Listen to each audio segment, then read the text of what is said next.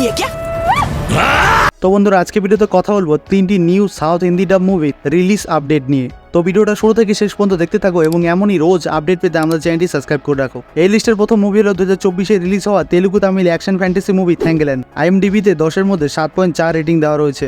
মুভিতে জিয়ান বিক্রম, পার্বতী থিরুভুটু এবং মালাবিকা মাহানান প্রধান চরিত্রে অভিনয় করেছেন। প্রথমে এই মুভির হিন্দি ভার্সন 30 আগস্ট রিলিজ হতে যাচ্ছিল, কিন্তু থ্যাঙ্গেলেন মুভির মেকাররা বলে দিয়েছে এই মুভি 30 আগস্টে রিলিজ হবে না, আর এখন এই মুভির হিন্দি ভার্সন 6 সেপ্টেম্বর রিলিজ করা হবে বিভিন্ন থিয়েটারে। এই লিস্টের পরের মুভি হলো 2015-তে রিলিজ হওয়া Telugu horror action movie Tripura. IMDb-তে 10-এর মধ্যে 5.6 রেটিং দেওয়া রয়েছে। মুভিতে নবীন চন্দ্রা এবং সোয়ার্থী রেড্ডি প্রধান চরিত্রে অভিনয় করেছেন। এই মুভির হিন্দি ডাব ভার্সন রিলিজ করা হয়েছে আল্ট্রা মুভিজ পার্লার ইউটিউব চ্যানেলে। এই লিস্টে পরের মুভি হলো 2021-এ রিলিজ হওয়া Telugu drama thriller movie Gargi.